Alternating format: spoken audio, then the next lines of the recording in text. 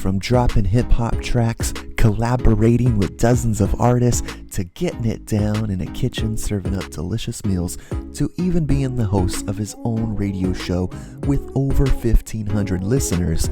Today, on this episode of the Vinnie Langdon Show, we welcome my guest, Jeffrey Harris, aka Hennessy, aka Henny Holyfield. It's all happening tonight on the Vinnie Langdon Show.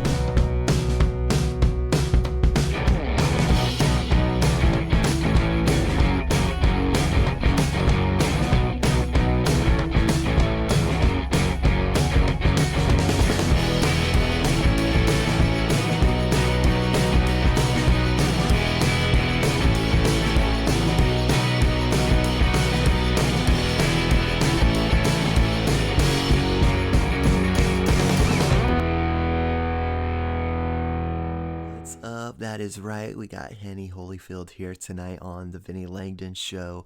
What's up, dude? A lot, man. How you doing? It's good to see you. It's been some years. Yeah, time goes by fast. Time goes by fast when you're stuck in a pandemic. Bored in the house. Well, everyone just saw the introduction to you, Henny Holyfield, hip hop That was artist, dope. rapper.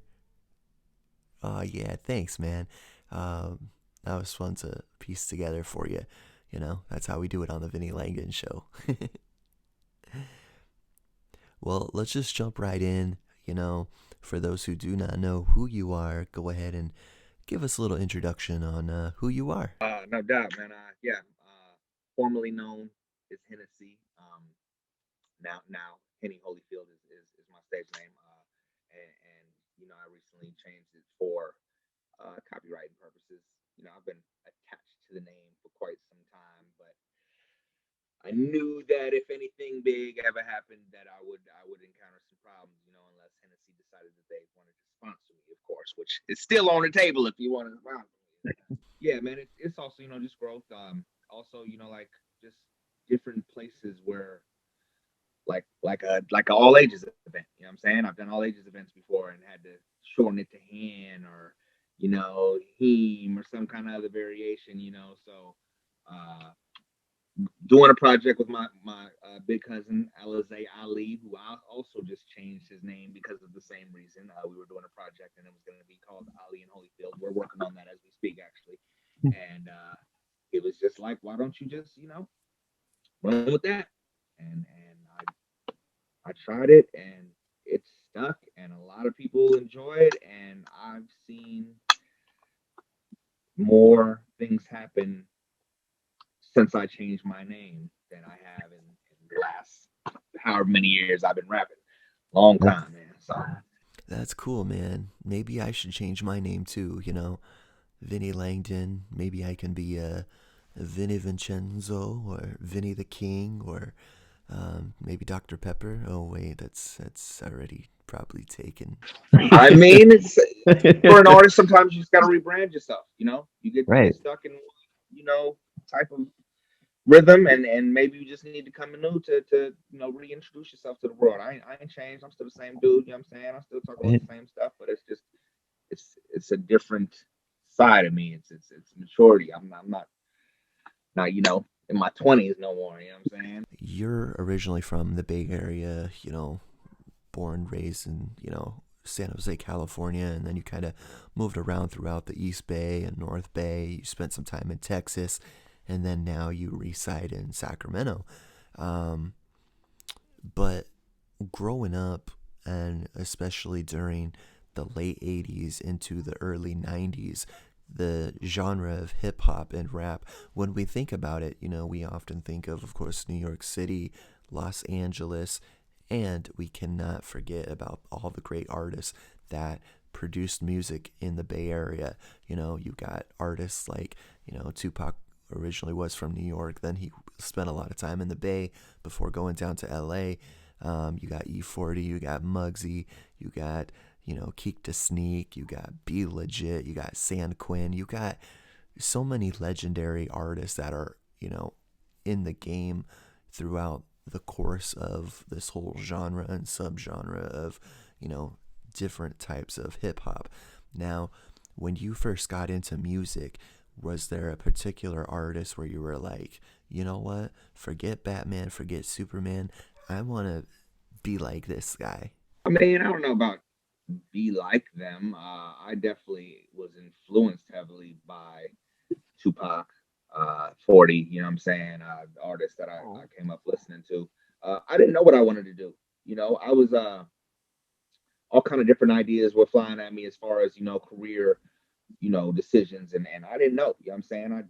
I know I like rapping, and I thought that maybe it could do something for me. I don't know that it was ever when I was young, I was just like, this is what I'm gonna do full speed ahead, because you don't get paid right away from doing music, you know what I'm saying, unless you just happen to be in a situation where you just immediately get put on. No, you got to work, and a lot of times, just continuously put out music and not receive money for it until something finally happens for you. So yeah, I music is something I love. You know what I'm saying? Yes, I hope that, something bigger than being local happens, but I never looked at it as like an ultimate career decision, you know what I'm saying? Because I knew that I had to pretty much, keep a roof over my head in the meantime. But it's definitely something I pursued passionately. You know what I'm saying?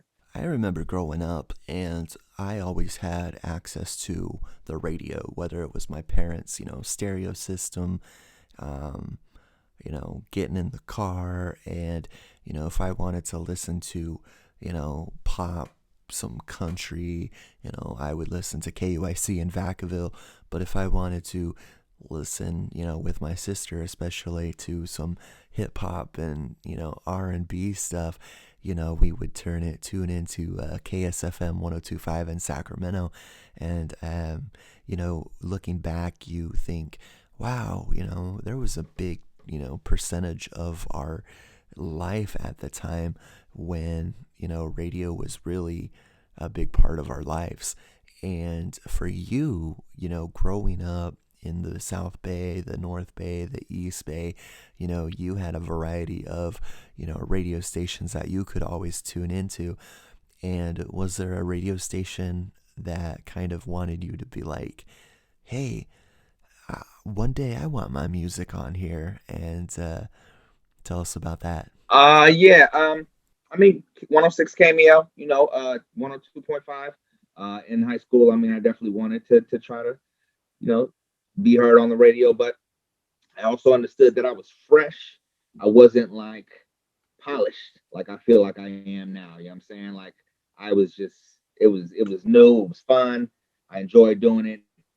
Yeah, I wanted to do that, but I had to be realistic with myself and say, hey, I need a little bit more time before I can find myself in a position like that. Years later, though, I have been featured on some of the local Sacramento radio stations. You know what I'm saying? So yeah, I've always wanted to do. I mean, what artist doesn't want to hear their music played on the radio? You know what I'm saying? But you just got to know that they're not accepting everything that's sent in. You have to be of a certain caliber. Your music has to be able to appease to the general public if you want to have something that's on one of those mainstream radio stations. I think sometimes fans kind of misinterpret an artist with their real personality. And I think that might have to do with how they're portrayed on social media, or especially in music videos when we see some, hip hop and rappers, and we think, oh wow, just because in their music video, they got, a bunch of lowriders, maybe they got a 747 in the background, they got, all this, they're performing their song in front of this, big mansion. And I think when people see a Henny Holyfield music video, or see you, being portrayed on social media, I think, the audience will actually see, the real, Jeffrey Harris, Henny Holyfield, and you're being true to yourself, not trying to pretend you're someone else. Now that's not saying that I ain't trying to. I wouldn't mind having some low riders hopping in the back of the video, or if the video calls for it, some different type of scenery. But I mean, I'm not not rich. You know what I'm saying? So I work within my means, and I create the visual for what it is I'm talking about. You know, maybe if I was riding in a low rider, maybe I might be talking about that, or girls and whatever. You know what I'm saying? But that's not my life, so you ain't gonna get a whole lot of that from me. But there may be some videos with some cars. You know what I'm saying? We've done a couple things here and there. But yeah, this is me, man. I'm not. I don't feel like I'm typical rapper because a lot of rappers either are rich or portray that they're rich already, and so they're in the videos and showing out and doing all kind of things that they've rented and whatever. You know I'm just gonna be me, man, and I'm just down to earth dude. You know what I'm saying? And you gonna see that when you see the videos and hear it in the music as well. Well, when Henny Holyfield is not performing, by daytime, he is a amazing chef. And what I want to know is, how did you get into the world of the culinary field? You about to play cook that dish, ain't you? Maybe we'll play a clip of it at the end of the show as the credits are rolling. I just kind of stumbled into that. I've worked all kind of jobs, and that was just something that I ended up like starting at the bottom, washing dishes, and eventually work my way up in the kitchen. And then found myself a chef. You know what I'm saying? Like, where as to a lot of people will say you have to go to culinary school to do that, when you really don't. You know what I'm saying? The best teacher is experience. So you could really get out there and do anything you want. And all you got to do is just work your way up. So it's something I picked up along the way, and cooking in a way is like music. It's art. You know what I'm saying? And you enjoy it, and some good food gives you a similar feeling to some good music. You know what I'm saying? Like, I feel like they're pretty like they're in the same family somewhere. You know what I'm saying? They're relatives. Right, right, right. Food and music go together, hand in hand, definitely. Another reason why I got into cooking, but yeah, it's something I enjoy, and it's something I'm glad I picked up. I noticed that you put out some new music and you got some new music videos that are about to come out around the corner. And how has the pandemic lifestyle been going for you? So the pandemic has been a blessing in disguise for me. I was scatterbrained. I was doing a lot. I was in the midst of trying to go open up a new kitchen. You know what I'm saying? I was doing like catering on the side. I was doing Lyft and Uber. I was doing all kind of things just where I just really didn't have as much time to sit down and focus on my music like that. I was still putting music out. I was collaborating with folks here and there. I was doing shows still. I was still tied into that circuit, but to really be able to sit down and say, hey, I need to put something out because I haven't really put out a whole lot. I've gotten sucked into life and everything else, the radio show as well. You know what I'm saying? So it made me sit down and set up a little home studio setup and say that I had all these dope records that I had just been sitting on and said that I was going to put this project out in 2018 and just never got around to it. So I was like, this is what I'm going to do. And it's actually one of two projects that I've been sitting on for quite some time. And so I put out Clocked in July of last year. And then me and Dirk Dig, we released our Cali Boys project, Far West Coast, that dropped in October of last year. So those were two long overdue albums that I had the time and I wanted to put them out. So it helped me actually creatively. It's funny, I just saw G Easy, Oakland, California rapper. Um, I just saw that he mentioned that he wrote somewhere around 500 songs during this since the start of the pandemic, and you know that's crazy. But Jeezy probably ain't got no kids either, and he ain't got a regular 9 to 5 that he got to obtain. So whatever he got going on, I feel like he's in a position to where he can just solely concentrate on making music. I'm not in that position. So yeah, I've been creating like crazy, but I ain't wrote no 500 songs. So. That is true, and Henny Holyfield, you are a father. You have a son. I have a son and 2 daughters. I like how you incorporate your son in your music videos, and I'm sure he's supportive of you, right? Yeah, and my daughter loves it. we have a baby. My youngest daughter, Lyric, is 9 months old. She was born into the pandemic, so to speak. But yeah, I'm sure she's gonna be supported just like my other kids. You know, they enjoy it, man. You seem like you have a busy life. You're doing the music, you have your full time day job of being a chef, and then once a week, I understand you're producing some kind of radio show. I mean, I've been doing that. This is the 6th year we've been doing the radio show, so we've been doing it for quite some time. Um, basically, the the biggest host in the city and the biggest DJ in the city got together and decided that they wanted to have something for the city that just, I mean, wasn't like the corporate machine, and we don't take no credit away from them machines because that's what they're there for. That's what they're paid to do. But it's not, uh, you're not, as a local artist, you're not able to access them as easily as you would like to.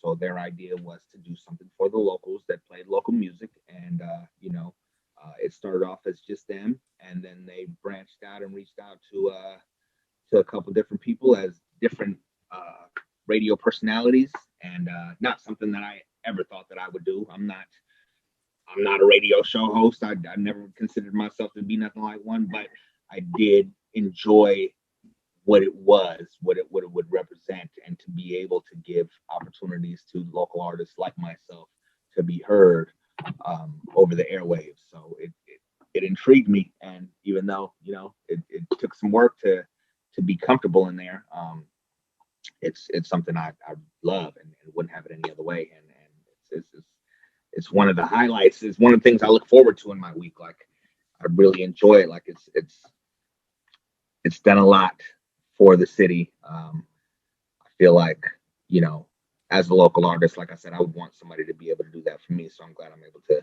extend that opportunity to some of these artists, and some of these artists, and you know, you don't know what's going to happen in the future. But some artists, this may be their only opportunity to be in a position like that. You know, they may not push further and go out and be a part of the mainstream world. This might be all they got. So the fact that I'm able to provide that to them and really sit down and have a honest conversation with them and promote their music to my listeners, it's a wonderful feeling, man. I'm glad that it's a part of who I am now. You know what I'm saying? And like I said, it's this 6 years we've been doing this, and I don't have any intentions on stopping anytime soon. Right, it can be addicting. It's I can't believe I started this in 2004 and I'm still doing it. I mean, obviously there's times where I need a break and, I go and try other career fields and I'm like, yeah, working at a grocery store is not for me, or working at a casino, or, some of the other um, jobs I've had over the years. And then I always seem like I come back to this. But it's fun helping other artists, definitely helping, get the word out, promoting, and, that's my way of, supporting artists. So it's fun. Well, I don't know if you remember this, Henny, but back in December of 1981, America heard its first ever rap battle before, and it was between Cool Mo D and Busy Bee Starsky in New York. And I want to know, have you ever competed in rap battles or have ventured off in that realm of hip hop and rap? I've definitely battled my friends. That was a part of the coming up process. We watched some rap battles back in the day, and we had fun. We used to clown each other. I've always thought that I could, if I wanted to really get into it, but you know, it just didn't work out being for me. Like I would rather make music. You know what I'm saying? And some artists do both, but for me, I even though I feel like I could, if I really put my mind to it, and it would be fun. That's just not the lane I chose. So but Right. I've judged some battles, and that was fun. I like being on the other side of the spectrum and seeing them, go at it. It's dope. It's a dope part of the culture. You know what I'm saying? And I feel like it's very important. It's just not my lane necessarily. I feel like I'm better at making music. Time is moving fast, and for the last 20 minutes or so that people are listening to our interview. Thank you guys so much for tuning in. We really appreciate it. Um, but some of them are probably still kind of curious on, what type of music, what do you write about, in your songs? I write about I write a lot about just my life. My life consists of family. My life consists of alcohol. My life consists of you know depression. My life consists of a lot of different components.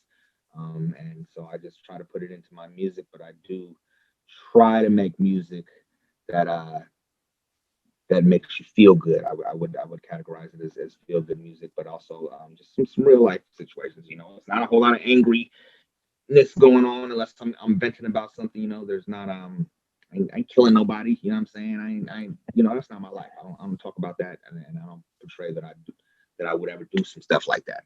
This is I'm a regular dude. I'm a father first. You know what I'm saying? I'm the chef. I like to see that I've made songs about cooking. I make songs about whatever I feel like, even if it feels like maybe I shouldn't, but I'm going to because that's how I'm feeling at the time. I'm not scared to touch whatever kind of topic that I feel like doing, whether it seems like it's a song that should be made or not.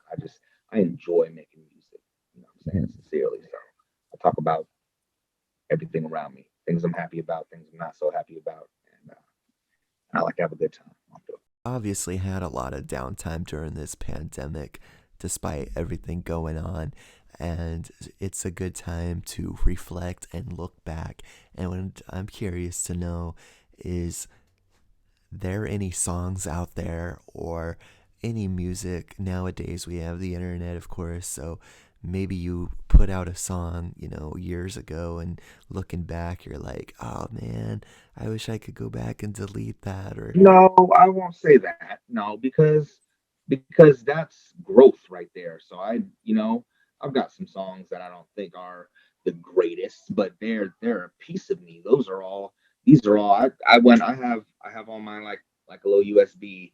I have my catalog, which consists of 10 different projects as of now, and I just listen from beginning to end. I'm actually about to do a versus with one of my good friends, and we're gonna go back and forth, and I got to dig into my catalog for that. But yeah, each song is a piece. It's of my puzzle. It's a part of who I am. So no, I wouldn't go back and take none of that down. I love all of that. You know what I'm saying? I enjoy going back and listening to where I started and seeing how much I've progressed over the years. And if I didn't have that stuff online, then I wouldn't have that timeline to look at, and neither would other people. You know what I'm saying? So yeah, every song is important, and it's supposed to be there. well, hey, to wrap this up, I personally wish you the best of luck with all your music, the new music that's coming out. And what is the best source for my viewers if they want to start following you, they want to start listening to your music, they want to check out your other different rap groups that you're a part of? Where can they go to? www.hennyholyfield.com. That is the best source. Every project I have is on there, as well as different info. You know what I'm saying? But that's the one-stop shop. But streaming sites, Henny Holyfield. You could also look up the Beat Knocks. You could also look at the Cali Boys. You know what I'm saying? Or Cali Boys, not the Cali Boys, but I've got a bunch of different names I've released music under, and that's why I refer people to the website, just because you'll be able to find it all in one place there. Otherwise, it's kind of scattered. You know what I'm saying? And also look up Hennessy as well. You know what I'm saying? Because I have released a lot of music under that name. And then the radio show is every Sunday night, 9 p.m. The 360 Radio is where you can look it up on Facebook, Twitch, YouTube, Periscope. The 360radio.com is the website, and we stream there 24/7. We are accepting submissions from local artists. If they want to send me some music, so they can send it to official top shelf radio at gmail.com. But Yeah, 319, man. Hopeful. Me and my brother KO is releasing a song that's gonna be available on all streaming platforms. And then a week from today, which is St. Patrick's Day, I'm dropping this 916 remix of the Win video. And it's pretty dope. I just seen it for the first time today. So know that I've got a lot that I'm getting ready to release. I'm looking to release 5 projects this year. Well, Henny Holyfield, it's been a great time hanging out with you. It's nice to catch up. Hopefully, we'll hang out again in person one day. Maybe you'll perform at another birthday party of mine like you've done before. And good times, good times. And if you guys want to be a guest on the Vinnie Langdon Show, or maybe you're recommending, maybe you're like, hey, I know a band that they're really good. I love them. They just need exposure. Can they be on the Vinnie Langdon Show? It's possible. All you have to do is go to my website, thevinnielangdonshow.com, send me a message, or even better, you can just comment. You can tag the band in a comment. Make sure you guys subscribe, like, comment. If you like this interview, feel free to share it to your other friends that love music and are always looking for new music to listen to. Or if you've been a fan of Henny Holyfield, Hennessy, Jeffrey Harris, all the AKAs there. If you've been a fan of him and you're checking out my show for the first time, I definitely appreciate you guys tuning in. Be sure to subscribe for more interviews with a variety of artists, and you never know who's going to come up next on the Vinnie Langdon Show. And Henny Holyfield, thank you once again, and we'll see you guys on another episode of the Vinnie Langdon Show. And hey, next time you're listening to music and you don't know what to listen to, or you want to check out some new music, just go ahead and stream some Henny Holyfield. What? What? What? What? What? What? What? What? What? What? What? Hey, what do you do? What do you do? What? When you got a whole bunch of food in front of you, You better cook that dish. Dinner. Cook that dish. Cook that dish. Dinner. Cook that dish. Cook that dish. Dinner. Cook that dish. Cook that dish. Dinner. Cook that dish. You better cook that dish. Cook that dish. Dinner. Cook that dish. Cook that dish. Dinner. Cook that dish. Cook that dish. Dinner. Cook that dish. Cook that dish. yo, if you ain't know, recognize I be cooking, bro. All you gotta do is let me know what you looking for. Cause in addition to spitting, chefing is my specialty. You can find me in the kitchen executing recipes. From the second I step out of bed, I be on it with a breakfast burrito, a bacon and cheese omelet. For lunch, ain't really too much cooking going on. But dinner's when I really begin to get in my zone. Just watch me hook up a meal like